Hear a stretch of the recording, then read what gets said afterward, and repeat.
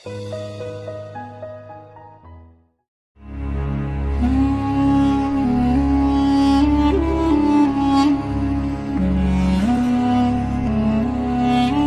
ஒரு முகமதிய மார்க்கத்தை சார்ந்தவன். குரான் ஓதவும் தொழுகைகளை கடைபிடிக்கவும் என்னுடைய சிறு வயதிலிருந்து என் தாய் தகப்பனார் என்னை அப்படியாக ஒரு இஸ்லாமிய முறைப்பாடுகளுக்குள்ளாக என்னை நடத்தினார்கள். நானும் அப்படியேத்தான் வளர்ந்தேன். என்னுடைய வாலிப நாட்கள்ல ஒரு இஸ்லாமியனாக இருந்தாலும் வாலிப நாட்கள்ல வரக்கூடிய எல்லா தீங்கையும் அந்த உலக பிள்ளைகளோடு கூட நானும் அப்படிப்பட்ட வாழ்க்கையை வாழ்ந்து கொண்டிருந்தேன். அப்படி நாங்கள் வாழ்ந்து கொண்டிருக்கும் பொழுது எங்க வீட்டுக்கு அருகில் உள்ள ஒரு ஹிந்து குடும்பம் ஒன்று இருந்தது. அவர்கள் தகப்பனார் நல்ல ஒரு பக்திமானாக இருந்தார். அவருக்கு கிடைத்த பணத்தை வச்சு அவர் நல்ல ஒரு பக்திமானாகவும் இருந்தாரு. அதே நேரத்தில் பணம் ஒரு மனுஷனுக்கு அதிகமாக சேரும் பொழுது தீமை அதிகமாக செய்ய ஆரம்பிச்சிருவான். ஏன்னா அவருக்கு பணம் அதிகமாக வந்ததுனால அவர் தன்னுடைய மனைவிக்கு துரோகம் செய்யும்படியாக அவர் கண் பார்வைக்கு அழகான ஒரு பெண்ணை அவர் என்ன பண்றாரு, 2ஆம் தரமா திருமணம் முடிச்சுக்கிட்டாரு. அவங்களுக்கு 4 பிள்ளைங்க, 3 பெண் பிள்ளைகள், ஒரு ஆண் பிள்ளை. இந்த 4 பிள்ளைகளையும் தன் மனைவி மறந்துட்டு அந்த பணம் கையில இருக்கிறதுனால கண்ணுக்கு அழகான அந்த பெண்ணை அவர் திருமணம் முடிச்சதுனால அந்த குடும்பத்துல பெரிய பிரச்சனை உண்டாயிடுச்சு, சண்டை உண்டாயிடுச்சு. அந்த மனைவி எனக்கு துரோகம் செஞ்ச உன்னோட நான் வாழ மாட்டேன்னு சொல்லி அவங்க அந்த பிள்ளைகள் மேல இருக்கிற அந்த அன்பும் இல்லாம அந்த பிள்ளைகளை அந்த தகப்புகிட்டே விட்டுட்டு அந்த அம்மா அவங்க அம்மா வீட்டுக்கு போயிட்டாங்க. அவங்க கூட நான் வாழ மாட்டேன், எனக்கு துரோகம் செஞ்சுட்டு அப்படின்னு சொல்லி. அந்த 4 பிள்ளைகளும் தாய் இல்லாம ரொம்ப கஷ்டப்பட்டு இருந்தாங்க. இதை பார்த்து எங்க அம்மாவால பொறுத்துக்க முடியல. ஒரு வாட்டி அந்த அவங்க பிள்ளைகள் ஒரு பிள்ளை என்ன பண்ணிட்டாங்க, அந்த ஊதாங்குழல்னு சொல்லுவாங்க, அதை வச்சு தலையில அடிச்சுட்டு அந்த சித்திக்காரி ரொம்ப கொடுமை பண்ணாங்க. அதை பார்த்துட்டு எங்க அம்மாவால சும்மா இருக்க முடியாம அந்த பொம்பளை போய் அடிச்சுட்டாங்க. அடிச்சு அவங்கள போலீஸ் ஸ்டேஷன் வரைக்கும் கொண்டு போயிட்டாங்க. அந்த புதுசா வந்து அந்த பொம்பளை என்ன பண்ணிட்டாங்க, இந்த வீட்டுல இருந்தா நான் உங்க கூட வாழ மாட்டேன், எல்லாருக்கும் தெரிஞ்சு என்ன ரொம்ப அவமானப்படுத்துறாங்க, என்ன போலீஸ் ஸ்டேஷன் வரைக்கும் கொண்டு போயிட்டாங்க, அதனால உங்க கூட வாழணும்னா நீ எனக்கு தனியா வந்துரு, உன் பிள்ளைகளை இங்கே விட்டுட்டு நீ தனியா வா, அப்படின்னா அவங்க கூட வாழ்வேன்னு சொல்லி அந்த பெண் அந்த குடும்பத்தையே உடைச்சி நாசப்படுத்திட்டு அந்த பிள்ளைகளை விட்டுட்டு பக்கத்து ஒரு 3 தெரு தள்ளி அந்த தகப்பனார் அந்த பொண்ணை குடி வச்சாரு. காசு மட்டும் அந்த தகப்பன் அந்த பிள்ளைகளுக்கு கொடுத்துருவாரு. அந்த மூத்த சகோதரி சமையல் எல்லாம் செஞ்சு அந்த பிள்ளைகளுக்கு செய்வாங்க. இந்த பிள்ளைகள் நல்ல கான்வென்ட்ல படிச்சுக்கிட்டு இருந்த பிள்ளைங்க கார்பரேஷன் ஸ்கூல்ல வந்து படிக்க ஆரம்பிச்சாங்க. அப்படி தாயினுடைய அன்பு இல்லாம அந்த பிள்ளைங்க ஏங்கிக்கிட்டு இருக்கும்போது எங்க அம்மா என்ன பண்ணுவாங்க, அந்த பிள்ளைகளை நேசிச்சு, நம்மளால தானே அந்த பிள்ளைங்க இப்படி தனியா கஷ்டப்படுது, அவளும் அந்த பிள்ளைகளை விட்டுட்டு போயிட்டா அப்படி சொல்லி எங்க அம்மா அந்த பிள்ளைகளுக்கு எல்லா பணிவிடைகளையும் செய்வாங்க. அந்த பிள்ளைகளுக்கு எங்க அக்கா தங்கச்சி துணி துவைச்சு கொடுப்பாங்க, தலைவாரி விடுவாங்க. அப்படியே அந்த பிள்ளைகளுக்கு நன்மை செஞ்சாங்க. அப்படி நன்மை செஞ்சுக்கிட்டு இருக்கும் பொழுது காலங்கள் கடந்து போச்சு. அந்த பிள்ளைகள் வளர ஆரம்பிச்சாங்க. எங்க அக்கா தங்கச்சியிலும் எங்க அம்மா திருமணம் முடிச்சு கொடுத்தாங்க. அந்த பிள்ளைகளுடைய சொந்த பந்தங்கள் ஒவ்வொரு பிள்ளைகளையே திருமணித்து கொடுத்து ஒரு பிள்ளை மாத்திரம் எங்க வீட்டுல எங்க அம்மா ரொம்ப நேசிச்சதுனால எங்க வீட்லயே அந்த பிள்ளை வளர்ந்துகிட்டு இருப்பா. ஒரு இஸ்லாமிய பெண்ணை போல வாழணும்னு ஆசைப்பட்டாங்க அந்த பெண். எங்க அம்மா தொழுகும் போது பக்கத்துல வந்து நின்றுக்கிடுவாங்க, எப்படி தொழுகிறாங்கன்னு பாப்பாங்க. எங்க அம்மா போல துணியை போட்டுப்பாங்க. அவங்க கேட்பாங்க, எனக்கு ஒரு ஃபிர்கா வாங்கி கொடுங்க, நானும் போட்டுக்கிறேன், எனக்கு ஆசையா இருக்கு அப்படின்னு கேட்பாங்க. அப்படி அந்த பெண் ஒரு இஸ்லாமிய மார்க்கத்தை நேசிச்சதுனால எங்க அம்மா என்ன பண்ணாங்க, அந்த பிள்ளைக்கு எல்லா ஹதீசுகளையும் சொல்லி கொடுத்து இப்படிதான் தொழுகணும், இத்தனை ரக்காத்து தொழுகணும்னு சொல்லி, யாசின் சூரா இப்படி ஓதணும்னு சொல்லி எல்லாத்தையும் எங்க அம்மா சொல்லி கொடுத்தாங்க. அப்படி இருக்கும் பொழுது ஒரு நாள் எங்க அம்மா என்கிட்ட சொன்னாங்க, இந்த பிள்ளை நல்லா ஒரு இஸ்லாமிய மார்க்கத்தை நேசிக்கிறா, அதனால ஒரு நல்ல ஒரு பாய் பையனை பார்த்து இந்த பிள்ளைக்கு திருமணம் முடிச்சுடலாம்டா அப்படின்னு சொல்லி பேசிக்கிட்டு இருக்கும் பொழுது நான் சொன்னேன், ஏமா எங்கே போகணும், நான் அந்த பிள்ளையை கல்யாணம் பண்ணிக்கிறேன் அப்படின்னு சொல்லி எங்க அம்மா கிட்ட சொல்லும்போது எங்க அம்மா கோவமாட்டான். இவ்வளவு நாள் அந்த பிள்ளைகளை நாம பராமரிச்சிருக்கிறோம், அந்த பிள்ளைகளை போய் நீ போய் இப்போ கல்யாணம் பண்ணினா பாக்குறவங்க தப்பா பேசிடுவாங்க, இந்த பிள்ளை இப்படி ஏதோ பண்ணிட்டாங்க, அந்த பையனுக்கு கல்யாணம் பண்ணி வச்சிட்டாங்கன்னு சொல்லுவாங்க, அதனால பேர் கெட்டு போயிடும், நீ அந்த ஒரு எண்ணமே வரக்கூடாது, வேலையை பாருன்னு சொல்லி எங்க அம்மா என்ன திட்டாங்க. எனக்கு என்னன்னா, நம்ம கண்ணு முன்னால கஷ்டப்பட்ட அந்த பிள்ளைக்கு ஒரு வாழ்க்கை கொடுக்கணும் அப்படின்றதுனால எனக்கு ரொம்ப அதுல உறுதியா இருந்தேன், அந்த பிள்ளைக்கு நம்ம தான் வாழ்க்கை கொடுக்கணும் அப்படின்னு சொல்லி. ஆனா எங்க அம்மா அதை புரிஞ்சுக்காம அவங்க அதுல ரொம்ப தீவிரமா இருந்து அந்த பிள்ளையை கட்டி கொடுக்க முடியாது அப்படி இப்படின்னு ரொம்ப சண்டை பண்ணாங்க. ஆனா நான் வந்து கொஞ்சம் பிடிவாதம் பண்ணுவேன், எனக்கு பிடிச்சதை செய்ய நடக்கலைன்னா நான் வீட்டை 2 ஆக்கிடுவேன். அதனால எங்க அம்மா என்ன பண்ணிட்டாங்க, சரி பிடிவாதம் பிடிச்சிருவான் அப்படின்னு சொல்லி, சரிடா நம்ம ஜமாத்துல சொல்லி கல்யாணம் பண்ண முடியாது, ஆனா நீ என்ன பண்ணி ரிஜிஸ்டர் பண்ணிக்கோ அந்த பிள்ளைன்னு சொல்லி, உன் இஷ்டத்துக்கு பண்றாதான் நீ ரிஜிஸ்டர் பண்ணிக்கோ, ஜமாத்துல சொல்லி கல்யாணம் பண்ண முடியாதுன்னு சொல்லி ரிஜிஸ்டர் ஆபீஸ்ல நான் கல்யாணம் பண்ணேன். கல்யாணம் பண்ணி எங்க வீட்டுல எல்லாம் ஒன்னாதான் இருந்தோம். கொஞ்ச நாள் ஆக எங்க அம்மாவுக்கும் அந்த என்னுடைய மனைவிக்கும் கருத்து வேறுபாடுகள் வர ஆரம்பிச்சிருச்சு. ஏன்னா அவ்வளவு நாள் நம்ம வீட்டுல இருந்த பொண்ணு எப்படியும் நம்ம பிள்ளை மனசுக்கு எடுத்துட்டாலேன்னு சொல்லி எங்க மனைவி மேல ஒரு கசப்பு அவங்களுக்கு வந்துடுச்சு. அவங்க எதை செஞ்சாலும் குற்றம் கண்டுபிடிக்க ஆரம்பிச்சாங்க. அவங்கள வார்த்தையினால அவங்கள தவறான பேச ஆரம்பிச்சிட்டாங்க. தாயை போல இந்த மாதிரி பண்றா அப்படின்னு சொல்லி, நன்மை செஞ்சவங்களுக்கு நீ இப்படி தீமை செஞ்சுட்டான்னு சொல்லி ரொம்ப வார்த்தையினால குத்த ஆரம்பிச்சிட்டாங்க. என்ன நேசிச்சதுனால எங்க அம்மா அந்த அன்பை ஷேர் பண்ண அவங்கள விடலை. அதனால ரொம்ப அவங்க கிட்ட பிரச்சனை பண்ண ஆரம்பிச்சாங்க. அந்த சித்திக்காரி பண்ண கொடுமை எங்க அம்மாவும் பண்ண ஆரம்பிச்சிட்டாங்க. இதை பார்த்துக்கிட்டு என்னால சும்மா இருக்க முடியல. எங்க அம்மா கிட்ட சொன்னேம்மா, நீ அந்த சித்திக்காரி மாதிரியே நீ இவ்வளவு பண்றிய, அவங்களுக்கும் உனக்கு என்ன வித்தியாசம்? அந்த பிள்ளைகளுக்கு நல்லது செய்யணும் தானே நீ நினைச்ச, அது உன் பிள்ளை மூலம் இருக்கட்டும், நீ ஏன் அதை சகிக்க மாட்டேன்னு சொல்லி எங்க அம்மா கிட்ட நான் கேட்டேன். எங்க அம்மா அதுக்கு சொன்னாங்க, டே நீ வேலையை பாரு, நீ அவ சாதகமா பேசுறியா, உனக்கு என்ன மந்திரம் பண்ண அப்படி இப்படின்லாம் சொல்ல ஆரம்பிச்சாங்க. சரின்னு அப்படியே இருக்கும்போது எங்க மனைவிக்கும் எங்க அம்மாவுக்கும் கருத்து வேறுபாடு உண்டாகி சண்டை அதிகமா இருந்தனால நான் சொல்லிட்டேன், இல்லம்மா நான் ஒரு 2 வீடு தள்ளி நாங்க தனியா கொடுத்துன்னு போயிடுறோம், என்னால முடிஞ்சதை மாசம் மாசம் நான் தரேன்னு சொல்லிட்டு நாங்க தனியா ஒரு வீட்டுல குடியிருந்தோம். குடியிருக்கும் பொழுது என்னுடைய சொந்தக்காரங்கள்லாம் வந்து என் மனைவி இடத்துல சாபம் இடுவார்கள். நல்லா இருந்த குடும்பத்தை இப்படி நீங்க நல்லா இருக்கணும்னு நினைச்ச குடும்பத்தை நீ இப்படி பண்ணிட்டியே, அவன் தாயை விட்டு அவனை பிரிச்சு நீ கொண்டு வந்துட்டியே, உன்ன மாதிரி அவனையும் மாத்திட்டியே அப்படின்னு சொல்லி என் மனைவி ரொம்ப சண்டை பண்ணாங்க. சொந்தக்காரங்கள்லாம் வந்து என் மனைவிடத்துல தேவையில்லாத வார்த்தைகளை சொல்லி அவங்க மனசை வேதனைப்படுத்தினதுனால சரி பக்கத்துல இருந்தா ரொம்ப பிரச்சனையா இருக்கு அப்படின்னு சொல்லிட்டு தாம்பரம், ஏன்னா சென்னை நாங்க இருந்து ராயபுரம் பகுதியில தான் நாங்க வாழ்ந்துகிட்டு இருந்தோம். பிறந்த ஊர் தூத்துக்குடி மாவட்டம். ஆனாலும் பிழைப்பு காரணமாக நாங்க ராயபுரம் பகுதியில வந்து நாங்க குடியிருந்தோம். அந்த ராயபுரத்துல இருந்து நான் சரி இருக்குதுல லாங்கு தாம்பரத்துக்கு போயிடலாம்னு சொல்லி நாங்க தாம்பரம் பகுதியில போய் குடியிருந்தேன். அப்போ எங்க சொந்தக்காரர்கள் என்ன பண்ணிட்டாங்க, பக்கத்துல இருக்கும்போதாவது பிள்ளைய பாத்துக்கிட்டு இருந்தோம், இவன் இவ்வளவு தூரத்துல கொண்டு போயிட்டால, இவனை கூட வாழ விடக்கூடாதுன்னு சொல்லி எங்க தாயை சார்ந்த எங்க அம்மாவுடைய உடன் பிறந்தவர்கள் என்ன பண்ணிட்டாங்க, அவ கூட அவனை வாழ வைக்க கூடாது, ஏதோ கண்ணு முன்னால பிள்ளைய பாத்துக்கிட்டு இருந்தோம், ஒரேடி அவ பிரிச்சு கூட்டு போயிட்டாளேன்னு சொல்லி அவ கூட வாழ விடக்கூடாதுன்னு சொல்லி எங்க ஊர் சைடு தூத்துக்குடி மாவட்டத்துல இந்த கோடாங்கின்னு சொல்லுவாங்க, அவர் இந்த பிளாக் மேஜிக் எல்லாம் கொஞ்சம் பண்ணுவாரு, இந்த பில்லி சூனி எல்லாம் பண்ணுவாரு.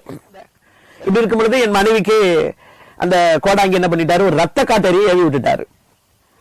அந்த ரத்த காட்டறி வந்தா என்ன செய்யும் அப்படின்னு சொன்னா, ராத்திரி 12-1 மணிக்கு மேல நல்லா தூங்கிட்டு இருப்பேன், என்னை எட்டி வதைக்கும். என்னடா எட்டி வதைக்குன்னு கண்ணு முடிச்சு பார்த்தா என் மனைவி பெரிய அம்மிக்கல்ல வச்சு நிப்பாங்க, உன்னை கொன்னுறேன் பாரு அப்படின்னுவாங்க. எனக்கு பயமா இருக்கும். நேசிச்ச ஒரு பெண்ணு, பகலெல்லாம் நல்லா பேசுவாங்க, ராத்திரில அவங்களை கண்ட்ரோல் பண்ண முடியாது. ஏன் அப்படின்னு சொன்னா, நான் ஒரு கராத்தே பயிற்சி பெற்றவன். நான் எவ்வளவு பிளாக் பண்ணி அவங்களை தடுத்தாலும் அவங்களை கண்ட்ரோல் பண்ண முடியாது. என் உடம்புல இருந்து கொஞ்சம் ரத்தம் பார்க்கணும், அந்த ரத்தம் பார்க்கணும் மயங்கி விழுந்துரும், அந்த ரத்தம் அந்த வாடை அது பட்ட உடனே மயங்கி விழுந்துரும். எனக்கு ரொம்ப நாளும் தெரியல, அதுக்குள்ள நான் கொஞ்சம் போராடினேன். எங்க வீட்டுக்கு கீழ் வீட்டுல, நாங்க குடியிருந்த வீட்டுக்கு கீழ் வீட்டுல ஒரு பாட்டி இருந்தாங்க. அந்த பாட்டிக்கு தோத்த பாட்டின்னு சொல்லுவாங்க. சாப்பிட்டியா பாட்டினா தோத்திரம் சொல்லும், டீ குடிச்சியா பாட்டினா தோத்திரம், அந்த தோத்திரத்தை தவிர வேற எதுவும் சொல்லாது.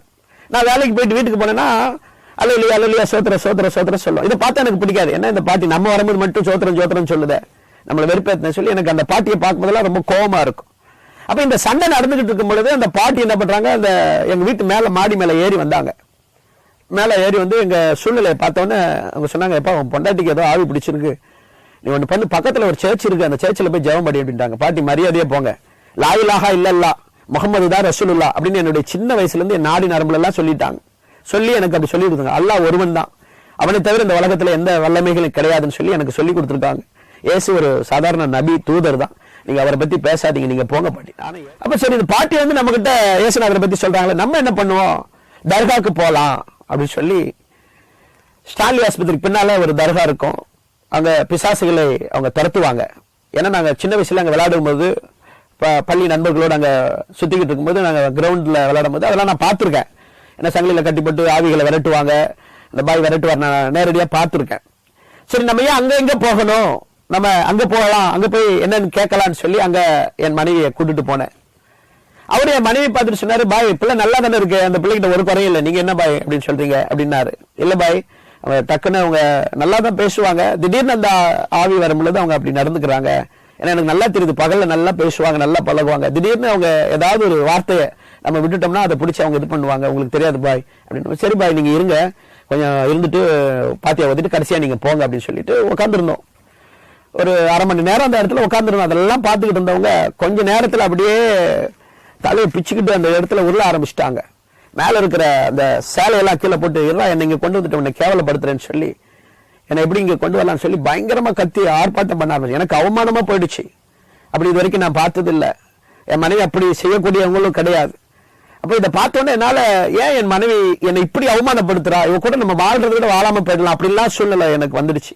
உடனே அந்த பாய் என்ன பண்ணாரு, அந்த ஃபாத்தியா ஓதுன அந்த தண்ணியை கொண்டு வந்து மூஞ்சில தெளிச்ச உடனே அந்த ஆவிக்கு ரொம்ப கோவம் வந்து என்ன பண்ணிடுச்சு, அந்த பாய் அந்த ஒரு மயில் ரெக்க மாதிரி ஒன்று வச்சிருந்தது, அதை வச்சு பலார்னு அவர் அடிச்சிருச்சு. அவருக்கு பெரிய அவமானமா போயிடுச்சு.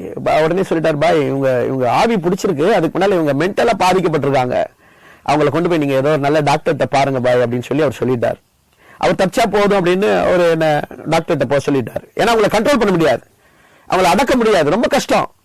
கயிறு வச்சு கட்டினா கயிறை அறுத்துருவாங்க. அவ்வளவு சக்தி எங்க இருந்து வரும்னு தெரியாது. ஒரு பெண்ணுக்கு இருக்கிற சக்தி என்னன்னு நமக்கு தெரியும். ஆனா அவங்களுக்குள்ள அந்த வர அந்த பவர் என்னால பார்க்க முடியும். ஏன்னா என்னால கண்ட்ரோல் பண்ண முடியாது. அடிச்சா எல்போல அடிச்சா வலிக்கும், கரண்ட் ஷாக் அடிக்கிற மாதிரி அடிக்கும். ஆனா அவங்க அடிச்சாலும் சொரணையா இருக்காது. மறுநாள் காலையில தான் அவங்களுக்கு வலிக்கும். மறுநாள் காலையில் ஆஸ்பத்திரிக்கு கூட்டு போவேன். அப்ப இப்படிதான் அவங்கள வச்சுட்டு நான் கஷ்டப்பட்டேன். அப்புறம் நல்ல ஒரு டாக்டரை போய் பார்த்தோம், தாம்பரத்தில் டாக்டர் பிளாசான்னு சொல்லி. அதுல ஒரு நல்ல மன தத்துவ டாக்டர் இருந்தாங்க. அவர் செக் பண்ணோம். அவர் ஸ்கேன் எடுத்து பார்த்து சொன்னாரு, சின்ன வயசுல ஏதோ அடிபட்டிருக்கு அவங்க தலையில, அதனால நரம்புக்கு போற அந்த பிரெயினுக்கு போற நரம்புல ஏதோ ஒன்று அவங்களுக்கு பிளட்ஜ் ஆயிடுது, கொஞ்சம் வீங்கிடுது, ரொம்ப டென்ஷன் ஆனாங்கன்னா அது வீங்கிடுது. அதனால அவங்க என்ன பண்றாங்கன்னு தெரியாது, அவங்களே சுயநல வந்துடுறாங்க. மருத்துவ ரீதியாக என்ன சர்டிபிகேட் கொடுக்க முடியுமோ அவர் கொடுத்துட்டார். ஆனால் சரி பண்ணிடலாம், ஒரு வருஷத்துக்கு மாத்திரை சாப்பிடுங்க அப்படின்னு சொல்லி அவர் மருத்துவ ரீதியாக அவர் அப்படி ஒரு சர்டிபிகேட் கொடுத்துட்டார். மருத்துவ மூலமாக இருந்தாலும். ஆனா அவருடைய பேச்சுகள், அந்த ஆவியினுடைய பேச்செல்லாம் என்ன எப்படியாவது அவங்களை வெறுக்கணும் அப்படின்னு தான் அது அந்த ஆவி நடக்கும். அங்கேயும் போய் சரியாகல. மறுபடியும் வீட்டுக்கு வந்தோம்.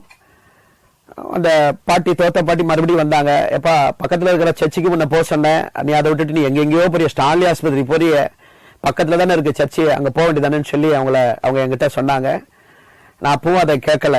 ஏன்னா என்னுடைய மார்க்க போதனை, என்னுடைய பாரம்பரியம், என்னுடைய சொந்த பந்தம், எவ்வளவு சொந்தக்காரங்க இருக்காங்க, நம்ம மதம் மாறி போயிட்டா நம்மளை சேர்த்துக்க மாட்டாங்க, இப்படிலாம் பல அச்சங்கள் இருந்ததுனால எனக்கு அப்படி போக விரும்பல. ஏன்னா அல்லாஹ் செய்யாத அற்புதத்தை யார் செய்ய முடியும் அப்படின்னு சொல்லி நான் அப்படியே இருந்துட்டேன். அந்த பாட்டியை உதாசனப்படுத்திட்டேன். அதுக்கப்புறம் ஒரு இஸ்லாமியன் போகக்கூடாது அப்படிப்பட்ட இடத்துக்குலாம் நான் போனேன். ஒரு அம்மா, குறி சொல்ற அம்மா இருக்காங்கன்னு சொல்லி, அண்ணா நகர்ல இருக்கிறாங்கன்னு சொல்லி, அம்ஜிக்கரை பக்கத்துல இருக்கிறாங்கன்னு சொல்லி அங்க போனோம். அங்க போய் சரி அங்க போனாலாவது சுகமாகுதா அப்படின்னு சொல்லி, ஒரு இஸ்லாமியன் எந்த வழியிலாவது போய் என் மனைவியை சரி பண்ணணும், ஆனா கிறிஸ்தவத்துல போய் சரி பண்ணக்கூடாது அப்படின்ற ஒரு வைராக்கியம். ஏன்னா என்னை அப்படி பேசிடுவாங்க, நானும் அப்படி மாறிட்டேன் அப்படி சொல்லிடுவாங்கன்னு சொல்லி அந்த எண்ணத்தினால அங்க நான் போவாம அந்த குறி சொல்ற இடத்துக்கு போனேன். அந்த அம்மா கரெக்டா சொல்லிட்டாங்க, உங்க சொந்தக்காரங்க தான் இப்படிப்பட்ட ஆவியை ஏவி விட்டுருக்காங்க, அதனால நீ அவ கூட வாழக்கூடாதுன்னு, அது உன்னை அவமானப்படுத்தணும், உன்னை கேவலப்படுத்தணும்னு அது அப்படி பண்ணுது. ஆனாலும் நான் மந்திரிச்சு எலுமிச்சம்பளம் தரேன், அதை கொண்டு போன்னு சொல்லி அவங்க எலுமிச்சம்பளத்தை மந்திரிச்சு கொடுத்தாங்க. ஒன்னு அம்ஜி கரையில போட்டுட்டு ஒன்னை மட்டும் எடுத்துட்டு போய் உன் மனைவியை தலையை சுத்தி வீட்டுல போட்டுட்டு குளிப்பாட்டிட்டு வீட்டுக்கு கூட்டு போ, அந்த ஆவி வராது அப்படி சொன்னாங்க. அதெல்லாம் நான் செஞ்சேன். அப்படி செஞ்சும் என் மனைவிக்கு விடுதலை கிடைக்கல. போராட்டங்கள் அதிகமாயிடுச்சு. நல்லா பேசிக்கிட்டு இருக்கும் பொழுது எங்களுடைய கல்யாண போட்டோவை உடைச்சி, என் தலையில உடைச்சி, என் உடம்புல இருந்து ரத்தம் வராத பார்த்துட்டு மயக்கடிச்சு கீழே விழுந்துட்டாங்க. அதை பகல்ல பார்த்தா அவங்க அதை பத்தியே பேச மாட்டாங்க, அதை பத்தி அவங்களுக்கு தெரியாது. அப்போ நான் பயந்துட்டு என்ன பண்ணிட்டேன், சரி இது பகல்ல நைட்ல வீட்டுக்கு போனாதான் பிரச்சனை, நைட்ல எங்கேயாவது வேலைக்கு போயிடலான்னு சொல்லி நைட்டு வேலைக்கு போயிடுவேன். ஒரு புக் ஸ்டோர்ல ஒர்க் பண்ணிட்டு இருந்தேன் தாம்பரத்துல, சாந்தி ஸ்டோர்னு. ஏன் இதை சொல்றேன்னா அங்கெல்லாம் நான் ஒர்க் பண்ணிருக்கேன், கேட்டா சொல்லுவாங்க. அப்ப அந்த சாந்தி புக் ஸ்டோர்ல அவர்கிட்ட ஓனர்கிட்ட சொல்லுவேன், நான் கலைஞ்சிருக்கிற புக்கெல்லாம் நான் அடுக்கி வச்சிடறேன், நைட் இங்கே தங்கிக்கிறேன் அப்படின்னு சொல்லி சொல்லுவேன். அவரு சரி இருந்துக்குப்பா அப்படின்னு சொல்லுவாரு. அப்படி நான் தங்கிட்டு போனா எங்க வீட்டுல என்ன நடக்கும்னா, எங்க மனைவி அவங்க கையை அவங்களே அறுத்துக்கிடுவாங்க. அந்த ரத்தத்தை பார்க்கணும், அந்த வெறி, அவங்க அறுத்துக்கிடுவாங்க. அது வரைக்கும் அவங்க நான் சொல்றதெல்லாம் ஒரு குற்றமா நினைச்சாங்க. அவங்களே அறுத்துக்கிட்டு வீட்டுல கிடந்தாங்க. நைட்டு அவங்க அந்த ரத்த வெள்ளத்துல இருக்கும்போது காலைல நான் வீட்டுக்கு போகும்போது அவங்களை அறுத்துக்கிட்டு இருக்கும்போது பார்த்துட்டு நான் என்னால தாங்க முடியல, இதுக்கு மேல அவங்கள அது கொண்டுடும் சொல்லி ரொம்ப வேதனைப்பட்டு ஆஸ்பத்திரியில கொண்டு போய் அவங்கள கட்டெல்லாம் போட்டு டீச்சிங் எல்லாம் பண்ணிட்டு வந்தோம். அப்போ அவங்களுக்கு விடுதலை கிடைக்கல. அப்ப அந்த பாட்டி வந்து சொன்னாங்க, ஏப்பா இதுக்கு மேல ஏன்பா இவ்வளவு போராடிக்கிட்டு இருக்க அப்படின்னு சொல்லி அவங்க சொல்லும்போது நான் அந்த டென்ஷன்ல என்ன பண்ணேன், அந்த பாட்டியை அவாய்ட் பண்ணிட்டேன். மரியாதையை போங்க பாட்டி சொல்லி அந்த பாட்டியை திட்டி அமைச்சிட்டேன். எங்க மனைவி படிச்சது ஒரு கான்வென்ட்ல படிச்சாங்க, கிறிஸ்தவ கான்வென்ட்ல. அங்க இயேசுநாதர் செய்த அற்புதங்கள் அதிசயங்கள் எல்லாம் அவங்க கேள்விப்பட்டு அவர் மேல கொஞ்சம் நம்பிக்கை அவங்களுக்கு இருக்கு. அதனால இந்த பாட்டி சொல்றாங்களேன்னு சொல்லி எனக்கு தெரியாம ரகசியமா அவங்க சர்ச்சுக்கு போயிட்டாங்க. சர்ச்சுக்கு போயிட்டு ஒரு வாரம் ஆயிடுச்சு. நானும் நைட் டியூட்டி பாத்துக்கிட்டு இருந்தேன். அந்த ஒரு நாள் தான் அந்த பிரச்சனை இருந்துச்சு. அதுக்கப்புறம் நடக்கவே இல்லை. அதுக்கப்புறம் எந்த போராட்டமும் இல்லை. சரி நானும் சரி அவங்க டயர்ட்ல இருப்பாங்க, கட்டுக்கட்டு இருக்காங்க, அந்த ரத்த வாடகைக்கு அது வரல என்ன அப்படின்னு நான் விட்டுட்டேன். அப்போ ஒரு வாரம் கழிச்சு எங்க மனைவி கேட்டாங்க, எப்பா இப்போ அந்த பிரச்சனை உங்களுக்கு இருக்கா அப்படின்னு சொல்லி கேட்டாங்க. நைட்ல அந்த தொல்லை பண்றேனா அப்படின்னு சொல்லி கேட்டாங்க. இல்ல அப்படின்னு சொல்லி சொன்னேன். அப்போ எங்க மனைவி சொன்னாங்க, நான் சர்ச்சி கோயிலுக்கு போனேன்பா, சர்ச்சி கோயிலுக்கு போனேன், அங்க போய் ஜபிச்ச உடனே எனக்கு அந்த ஆவி என்னை விட்டு போனதை நான் உணர்ந்தேன், ஃபீல் பண்ணேன் அப்படின்னு சொல்லி சொன்னாங்க. அப்ப எனக்கு கோவம் வந்துச்சு, அதை பார்த்து சந்தோஷப்பட முடியல. அப்ப நான் பட்ட கஷ்டங்கள் எல்லாம் வீணா, நான் எங்கேயோ உனக்கு தர்காக்களை கொண்டு போனேன், மந்திரிக்கிற இடத்துக்கு போனேன், இங்கெல்லாம் நான் கூட்டு போய் உன்னை பிரயாசப்பட்டேன், நீ போய் ஜெபம் பண்ணி உனக்கு சரியாயிடுச்சுன்னு சொல்றியே, சரி சுகம் கிடைச்சிச்சு அதோட விட்டுடு, இயேசு பத்தி பேசக்கூடாது அப்படின்னு சொல்லி அவங்க கிட்ட சொல்லிட்டேன். மனைவி சரி நான் அவங்க போக மாட்டேன்பா அப்படின்னு சொல்லிட்டாங்க. ஆனாலும் எனக்கு தெரியாம ரகசியமா போக ஆரம்பிச்சிட்டாங்க. இது எனக்கு பிடிக்கல. அவங்க போக கூடாதுன்னு சொல்லி வீட்டுக்குள்ள போட்டு அவங்கள பூட்டிட்டு போவேன்.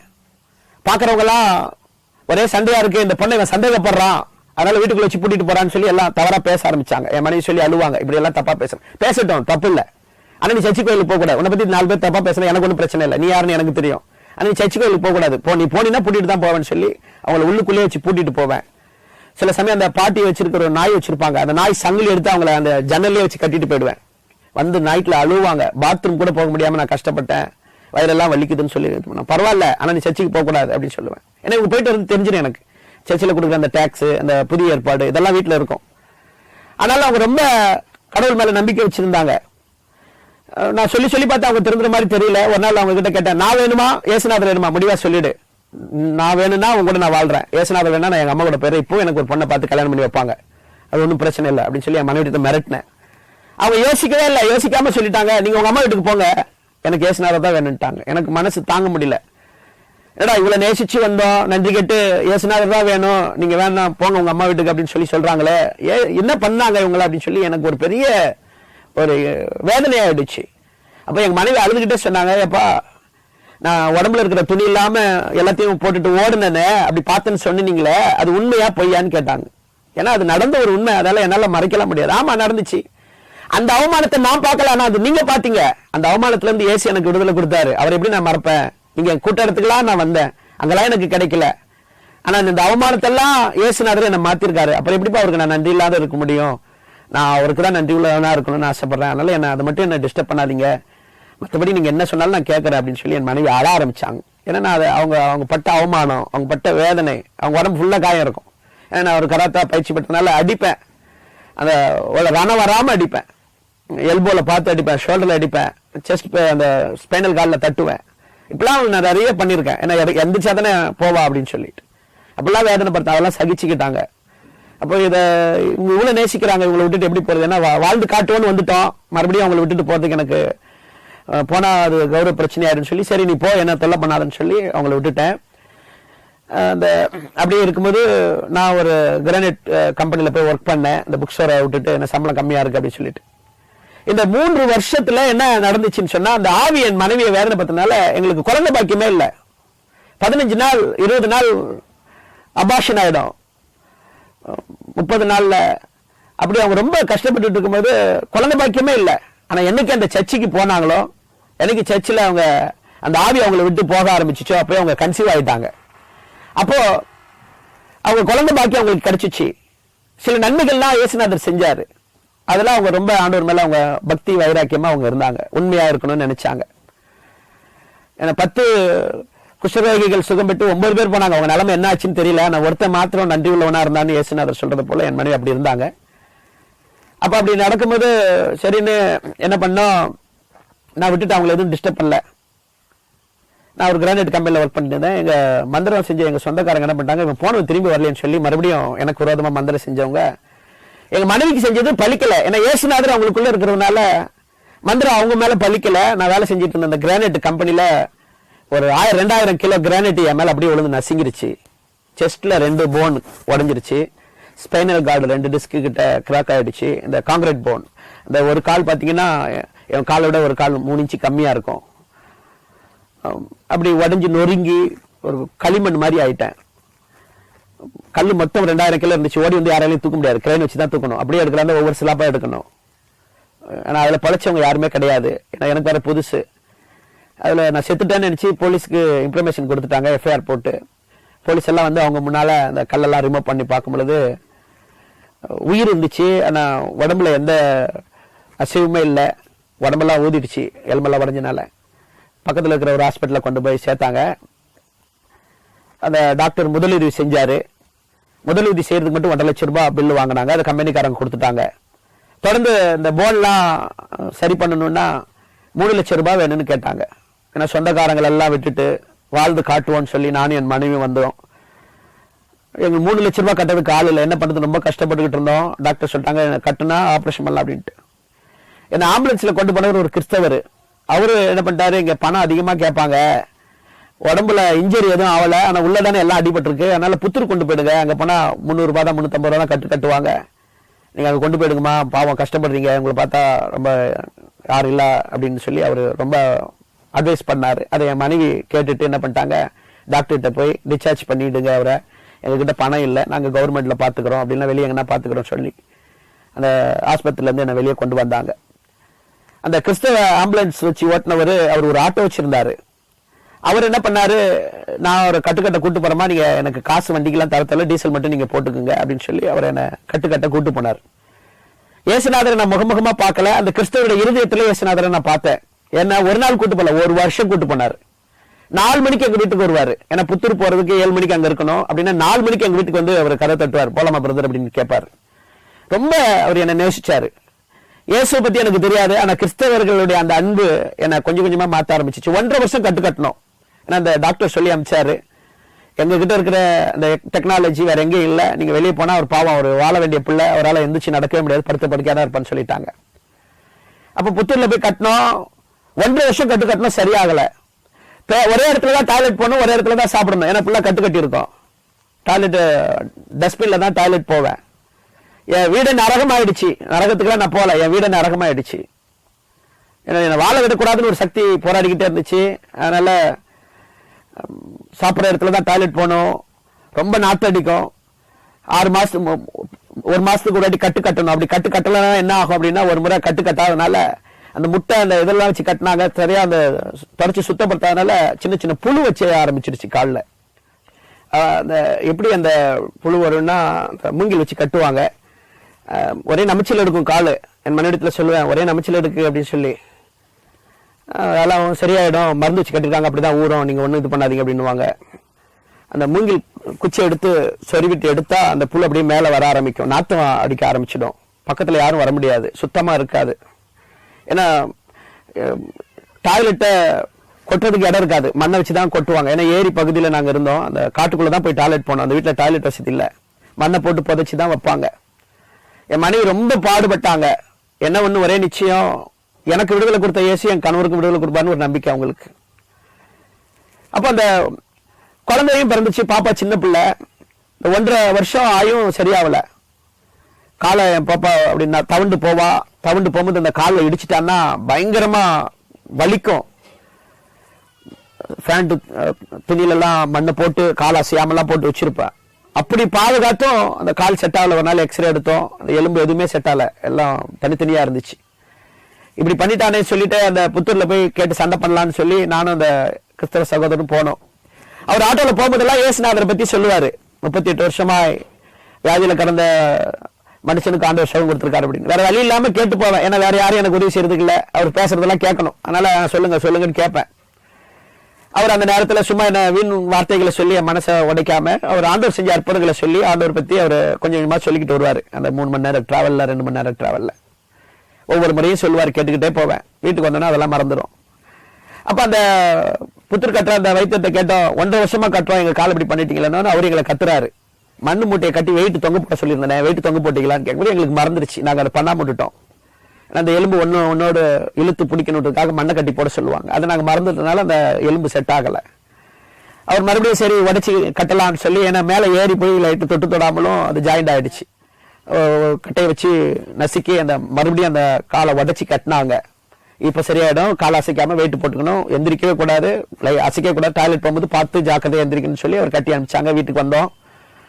வீட்டுக்கு வந்த உடனே என் மனைவிடத்துல சொல்ல, நீயும் 1 வருஷமா சச்சின்னு போய்கிட்டு தான் இருக்கிற, இயேசுநாதர் எனக்கு அற்புதம் செய்யலன்னு சொன்ன உடனே எங்க மனைவி கோவப்பட்டுட்டாங்க. வாக்குவாதம் அதிகமா வந்ததுனால, அவங்க சர்ச்சுக்கு போகணும்னு சொன்னதுனால என்னை விட்டுட்டு இப்பதான் வந்தா நீ போறியன்னு சொல்லி அவங்க கிட்ட வாக்குவாதம் பண்ணனால சண்டை வந்துருச்சு.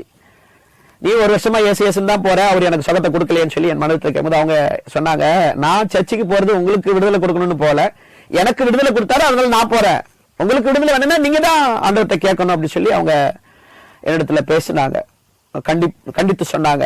உங்களுக்கு சுகம் வேணா நீங்க தான் இயேசுநாதரை கூப்பிடணும், உங்களுக்கு அந்த மனசு இல்ல, இன்னும் அவரை தேடுறதுக்கு உங்களுக்கு மனசு இல்ல, இன்னும் உங்க பக்தி வைராக்கியத்துல இருக்கிறீங்க, அப்படின்னு சொல்லி அவங்க இடத்துல பேசினாங்க. பேசிட்டு அவங்க ஜபக்கூட்டத்துக்கு போயிட்டாங்க. எனக்கும் வாழ்க்கையிலுடைய சோகம் 2-3 வாட்டி தற்கொலை முயற்சி பண்ணிட்டேன். ஏன்னா என்ன தொடக்கத்துக்கு டெட்டால் வச்சிருப்பாங்க. அந்த டெட்டால்லாம் குடிச்சிருக்கேன்.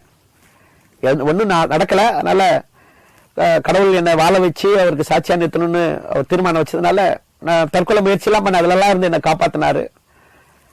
அப்படி இருக்கும்போது எங்க மனைவி வீட்டுல பிள்ளைய விட்டுட்டு போயிட்டாங்க. அந்த 1 வருஷமும் அந்த கிறிஸ்தவர்கள் எங்களை அன்பா நேசிச்சாங்க. அந்த கிறிஸ்தவருடைய அன்பு தான் இயேசுடைய அன்பை எனக்கு தெரிய வச்சுச்சு. ஏன்னா வீட்டுக்கு வரும்போது சும்மா வர மாட்டாங்க. ஏதாவது அவங்களால முடிஞ்சதை கொடுத்து அரிசி பருப்பு கை குழந்தை வச்சிருக்காங்களேன்னு பால் பாக்கெட் வாங்கிட்டு வந்து அந்த கிறிஸ்துவ அன்பை அவங்க வெளிப்படுத்தி காட்டினாங்க. அவங்கள நேசிச்சேன். ஆனா அந்த மார்க்கத்துக்கு போகிறதுக்கு எனக்கு மனசு இல்லை. அந்த 1.5 வருஷ காலமா என் மனைவி புதிய ஏற்பாடை கொண்டு வந்து வைப்பாங்க. ஏன்னா நான் படிச்சதுலாம் அரபு மொழியில தான் குரானை படிச்சேன். என் மனைவி வந்து இந்த புதிய ஏற்பாடை வைப்பாங்க. அதுல நான் படிச்ச வசனம் எனக்கு ரொம்ப தொடுதலா இருந்தது. யோவான் புஸ்தகம் 1ஆம் அதிகாரம், ஆதியில வார்த்தை இருந்தது, அந்த வார்த்தை தேவனிடத்துல இருந்தது, அந்த வார்த்தையே தெய்வமாக இருந்தது. இதெல்லாம் படிக்கும்போது என்னுடைய ஜமாத்துல சொல்லி கொடுத்திருந்தாங்க. கபூர்களை வணங்கக்கூடாது, அல்லாஹ் ஒருவன், அவன் ரூபு, அவன் கலுமித்துல்லா, வார்த்தையினால பேசுகிற கடவுள், வார்த்தையின் கடவுள் சொல்லி அவரை அந்த அப்படி ஒரு உபதேசத்தை சொல்லியிருக்காங்க. அதனால அவனுக்கு ரூபம் இல்லை, வார்த்தையால பேசுகிற தெய்வம் அப்படின்னு சொல்லி. அப்ப இந்த யோவான் புஸ்தகத்துல வாசிக்கும் போது அப்போ வார்த்தையால கடவுள் பிறந்திருப்பாரோ அப்படின்னு ஒரு விசுவாசம் வந்துச்சு. ஆனாலும் அந்த மார்க்கத்துக்கு போகிறதுக்கு எனக்கு முடியல. அவர் செஞ்ச அற்புதங்கள் எல்லாம் படிப்பேன் லூக்கா புஸ்தகத்துல. அதனால அந்த அவரை தேடணும், எப்படி தேடணும்னு எனக்கு தெரியல. என் மனைவி சொல்லிட்டு போயிட்டாங்க. பிள்ளை தொட்டில படுத்து கிடந்தா, திடீர்னு பாத்ரூம் போயிட்டா. சரி குழந்தை பாத்ரூம் போயிட்டாலேன்னு சொல்லி அவளை அந்த தொட்டில இருந்து யார, ஏன்னா கொஞ்சம் செஸ்ட்ல எல்லாம் சரியாயிடுச்சு, இடுப்பு கீழே தான் கட்டு போட்டிருந்தாங்க, சவுத்துல சாஞ்சிக்கிட்டு இருக்கலாம், அந்த அளவுக்கு கொஞ்சம் குணமா இருந்துச்சு. ஆனா கால்ல எல்லாம் இடுப்பு கீழே சரியாவல. சரி குழந்தைய தொட்டில இருந்து எடுத்து விடலாம்னு சொல்லி என்ன ஒரு குச்சி வச்சிருப்பாங்க, அதை குழந்தைய ஆட்டுறதுக்கு. சர்ச்சுக்கு ஜெப கூட்டத்துக்கு போனா ஏதாவது அந்த மக்கள் உதவி செய்வாங்க, ஏதாவது விசாரிப்பாங்க. அதனால அவங்க போவாங்க, அவங்கள நான் தடை பண்ண மாட்டேன். அப்ப என் பிள்ளைய இறக்கி விட்டு அந்த முடிச்சு போடுறதுக்குள்ள என் பொண்ணு அழுதுகிட்டே அந்த வீட்டு வாசல்ல அந்த படிக்கட்டுல போய் நின்று அழ ஆரம்பிச்சுட்டா. சரி இப்ப நான் கீழே இருக்கிறவங்களா கூப்பிட்டேன், யாராவது வாங்க பாப்பா உள்ள போறா, வந்து யாராவது உதவி செய்யுங்கன்னு கத்துன. யாருமே இல்லை மத்தியான வேலையில. அப்ப என் பிள்ளைய பெத்த பிள்ளை என்னால காப்பாற்ற முடியலையேன்னு சொல்லி அழுதுகிட்டு இருக்கும் பொழுது நான் ஒரு சின்ன பிரேயர் பண்ணேன். ஏசப்பா, ஆனா அந்த பாட்டியை ஒரு வாட்டி அந்த இடத்துல இருந்து நான் தள்ளி விட்டேன். போக பாட்டி சும்மா டச் பண்ண அந்த பாட்டி கீழே விழுந்துட்டாங்க. நான் உங்களுக்கு ஒன்றும் ஆகல. ஏன்னா நான் செஞ்ச தவறு இயேசுநாதர் என்ன தண்டிச்சிருவாரோ அப்படின்னு சொல்லி அந்த பாட்டிக்கு நம்ம அப்படி தீமை செஞ்சிட்டோமே அப்படின்னு சொல்லி நான் அழுதுட்டு சொன்னேன். சப்போஸ் பிள்ளை விழுந்துச்சுன்னா கூட பாதுகாத்துக்கோங்க, அவளை தண்டிச்சிடாதீங்க, நான் செஞ்ச தவறுனால என் பிள்ளைய தண்டிச்சிடாதீங்கன்னு சொல்லி நான் அழ ஆரம்பிச்சேன். அப்போ எனக்கு ஒரு சத்தம் கேட்டுச்சு, நீ எழுந்து நில்லு அப்படின்னு சொல்லி. அந்த சத்தத்துல ஒரு பவர் இருந்துச்சு. ஆனா டாக்டர் சொல்லிட்டாரு, நீ காலை அசைக்க கூடாது, ஏன்னா இப்பதான் நொறுக்கி கட்டியிருக்கோம், காலை அசைக்க கூடாதுன்னு அந்த டாக்டர் சொல்லிட்டாரு. இப்ப எந்த வார்த்தைக்கு செவி கொடுக்கறதுன்னு எனக்கு தெரியல. அப்போ இந்த சத்தம் கேட்டுக்கிட்டே இருக்கு, நீ எழுந்துரு நீ எழுந்துரு எழுந்துருன்னு. ஆனா பயம், டாக்டர் சொல்லிட்டாரு காலை அசைக்க கூடாது அப்படின்னு சொல்லி. அந்த நேரத்துல என்ன முடிவு எடுக்குன்னு தெரியல, அந்த வார்த்தையில ஒரு பவர் இருந்தது. நீ எழுந்துன்னு ஒரு துணிகரமான ஒரு தகப்பை எப்படி ஒரு கண்டிப்பாரோ அந்த மாதிரி அந்த சத்தத்தை கேட்டேன்னு என்ன சும்மா இருக்க முடியல. எப்படி என்னால எந்திக்க முடியும் அப்படின்னு சொன்னபோது டாய்லெட் போறதுக்கு அந்த தொட்டில பிடிச்சி நீ எந்திப்பல சொல்ற என்ன கமெண்ட் பண்றாரு, அது மாதிரி நீ எந்திரி உன்னால முடியும் அப்படின்னு சொல்லும்போது, ஏன்னா டாய்லெட் போகும்போது என் மனைவியால என்னால் தூக்க முடியாது, அதனால அந்த தொட்டில பிடிச்சிதான் நான் கொஞ்சம் சப்போர்ட் பண்ணுவேன். அந்த டப்பா அடியில வைப்பாங்க. அப்ப அதை கமெண்ட் பண்றாரு, நீ அது போல எந்திரி அப்படி சொல்லும்போது அந்த தொட்டில நான் கையை வச்ச உடனே என் உடம்பெல்லாம் ஒரு எரிச்சல் உண்டாயிடுச்சு. மூ போட்டு தேய்ச்சா எப்படி ஒரு எரிச்சல் உண்டாகுமோ மரத்து போச்சு என் உடம்பெல்லாம். உச்சம் தலையில இருந்து உள்ள கால இருக்கு அப்படியே மரத்து போயிடுச்சு. வழியே எனக்கு தெரியல. அப்ப அந்த தொட்டில பிடிச்சிட்டு செவுத்தை பிடிச்சிக்கிட்டு அப்படியே பொறுமையா அப்படியே காலை வச்சு இழுத்துட்டு, ஒரு கால் தான் அடிபட்டு இருந்துச்சு, இந்த கால் நல்லா இருக்கும், இந்த ஒரு காலை இழுத்துக்கிட்டே இந்த ஒரு காலையை வச்சே பிடிச்சிட்டு பிள்ளைய பிடிச்சி உள்ள இழுத்து போட்டேன். உள்ள இழுத்து போட்ட உடனே அப்படியே நான் நின்றுட்டேன். எனக்கு பயம் வந்துருச்சு. எனக்கு பிள்ளைய உள்ள காப்பாத்திட்டோம் அப்படின்னு சொன்னோன்னே எனக்கு பயம் வந்ததுனால அப்படியே நின்றுட்டேன். அந்த வாசல் டோரை பிடிச்சிக்கிட்டு அப்படி நின்றுட்டு இருந்தேன். அதுக்கு மேல அசைய முடியல. அப்ப என் மனைவி ஜபத்துக்கு போனவங்க என்ன பார்த்த உடனே அவங்களுக்கு அதிர்ச்சி ஆயிட்டாங்க. ஏன்னா படுத்து கிடந்த ஒரு மனுஷன் எந்திரிச்சு நிக்கிறாரு, டாக்டர் அசையக்கூடாதுன்னு சொல்லியிருந்தாரு, இருந்தாலும் இந்த என்ன பண்ணிட்டாரு தெரியலையேன்னு சொல்லி அவங்க பயந்து போய் ஓடி வந்தாங்க. ஏன் எந்திரிச்சிங்க அப்படின்னு சொல்லி நான் சொன்னேன், இந்த மாதிரி பாப்பா இது மாதிரி ஆயிட்டா உள்ள பார்த்தா. அப்ப நான் கத்தி அழுதேன், ஏசப்பா என் பிள்ளைக்கு உதவி செய்யுங்கன்னு சொல்லி கேட்டேன். சப்போஸ் அவ கீழே வந்தா கூட அவளை தண்டிச்சிடாதீங்க, நான் செஞ்ச தவற மன்னிங்க அப்படின்னு சொல்லி நான் அழுதேன். அப்போ எனக்கு ஒரு சத்தம் கழிச்சு, நீ எந்த நட அப்படின்னு சொல்லி. அப்ப நான் அதை நம்பி நான் இது பண்ணேன், அப்படி வச்சுட்டேன். அப்ப என் மனைவி இருங்க அப்படின்னு சொல்லி என்ன உட்காரல முடியாது, ஃபுல்லா கட்டு இருக்கும். அப்போ ஒரு சேரை கொண்டு வந்து போட்டுட்டு அந்த இன்னொரு சேரை போட்டு என் காலை அது மேல வைக்க சொன்னாங்க. அது மேல வச்சு உட்காந்துருந்தேன். இப்போ என்ன நடந்துச்சுன்னு சொல்லுங்க அப்படின்னு நான் சொன்னேன், இந்த மாதிரி 12 மணி நேரம் இருக்கும் அப்படின்னு சொல்லும்போது என் மனைவி அழ ஆரம்பிச்சாங்க. நாங்க சபையில எல்லாரும் உபவாசம் விட்டு ஜெபிச்சோம். 1.5 வருஷம் நான் பட்ட பாடு, உபத்திரவம், நான் நரக வேதனை எங்களை விட்டு போல, இன்னும் அவருக்கு கால் சரியாகல, இன்னைக்குதான் கட்டி கூட்டு வந்திருக்காங்க அப்படி சொல்லி என் மனைவி அந்த சபையில அழுது சொன்னதுனால அந்த சபையார் எல்லாம் ஒண்ணு சேர்ந்து எனக்காக அழுது ஜெபிச்சிருக்காங்க. இந்த வாலிப பிள்ளை வாழ்க்கை எப்படி நாசமாயிடுச்சு அப்படி சொல்லி அழுது ஜெபிச்சிருக்காங்க. அந்த ஜெபத்தை கேட்டு ஏசப்பா எனக்கு விடுதலை கொடுத்தாரு. அப்ப நான் அழுதேன், ஆண்டவரே நீங்க தான் எனக்கு இந்த சுகத்தை கொடுத்துருக்கீங்க, நிச்சயமா நான் நடக்க உதவி செய்யுங்கன்னு சொல்லி நான் ஒரு சின்ன ஜெபம் பண்ணோம். என் மனைவி சொல்லி கொடுத்தாங்க, நீங்க அவருக்கு நன்றி சொல்லுங்க அப்படின்னு சொன்னாங்க. நான் உங்களை விசுவாசிக்கிறேன், நீங்க சொல்லுங்க அப்படின்னு சொல்லி சொன்னாங்க. ஏன்னு சொன்னா, ஏன் கிறிஸ்தவத்தை நாங்க விசுவாசிக்கிறது இல்லைன்னா, இயேசு தேவனுடைய குமாரன் இல்லை அப்படின்னா எங்களுக்கு சொல்லி கொடுத்துருங்க. அல்லாஹ் எவனையும் பெறவும் இல்லை, எவனாலும் பெறப்படவும் இல்லை, அவன் ஒருவன் அப்படின்னு சொல்லி எங்களுக்கு சின்ன வயசுல இருந்தே சொல்லி கொடுத்ததுனால இயேசு தேவனுடைய குமாரன்றதை நாங்க விசுவாசிக்க முடியாது. அவங்க இஸ்லாமியர்கள் அதை விசுவாசிக்க மாட்டாங்க. அப்ப இயேசுநாதர் என் வாழ்க்கையில் அப்படிப்பட்ட அற்புதங்களை செஞ்சாரு. கொஞ்சம் கொஞ்சமா என் பாப்பாவை நடக்க ஆரம்பிக்கும் போது நானும் அந்த ஸ்டிக்கை வச்சு நடக்க ஆரம்பிச்சேன். டாக்டர் நடக்கவே முடியாதுன்னு சொன்னாரு. அந்த டாக்டருடைய வார்த்தையை இயேசு பொய்யாக்கினார். தேவனால் எல்லாம் கூடுன்றதை நான் அப்ப விசுவாசிக்க ஆரம்பிச்சேன். இயற்கைக்கு மாறானது, முடியாத காரியங்களை முடிக்கிறவர் தெய்வம் ஆண்டவராக இயேசு கிறிஸ்து, அவர் தான் உலக ரட்சகர், அவர் தேவனுடைய குமாரன்றதை நான் விசுவாசிக்க ஆரம்பிச்சேன். என்னென்று சொன்னால், தம்முடைய ரூபத்தின்படி மனுஷனை படைத்தார்னு சொல்லி நம்ம ஆதியில பார்க்க முடியும்.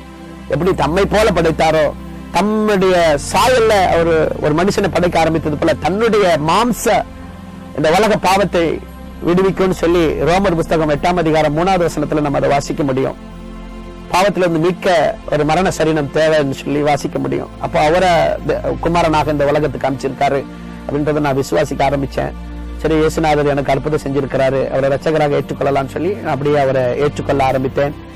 வேலைக்காரனா இருந்த என்ன முதலாளியா மாத்தினாரு. எந்த இடத்துல கிரெடிட் கடையில நான் வேலைக்காரனா இருந்தனோ அதே இடத்துல என்ன ஒரு கான்ட்ராக்ட் முதலாளியா மாற்றினாரு. கர்த்தர் என்னை ஆசீர்வதிச்சாரு. அப்புறம் அவருக்காக ஒரு வீடு கட்ட ஆரம்பிச்சோம். அதை வாடகைக்கு விடலான்னு சொல்லி கடவுள் சொன்னாரு, இல்ல நான் உன்னை வீடு கட்டி வாழ வைக்கிறதுக்கு இல்ல, அநேக ஆத்துமாக்களை பிடிக்க, அநேக ஆத்துமாக்களுக்கு உன்னை சாட்சியாக வைக்கிறேன், இந்த இடத்த எனக்கு தான் சொல்லி ஆண்டவர் என்னிடத்துல சங்கீதன் மூலம் பேசினார். இது நான் தங்குகிற ஸ்தலம், இதை விரும்பினபடினால் இங்க வாசம் பண்ணுவேன்னு சொல்லி. அதனால எங்களை நாங்க ஒப்பு கொடுத்தோம், ஒரு அதை ஆலயமாய் மாற்றினோம். என்னை போல அநேகருக்கு ஆண்டவர் அங்க விடுதலை தராரு, அநேகருக்கு சமாதானத்தை தராரு, அநேகருக்கு சந்தோஷத்தை தராரு. எந்த மனுஷனையும் வாழ வைக்க முடியும், எப்படிப்பட்ட சூழ்நிலையும் ஒரு மனுஷனை வாழ வைக்க முடியும் அப்படின்றத இயேசு என் வாழ்க்கையில நிரூபிச்சு காட்டினார்.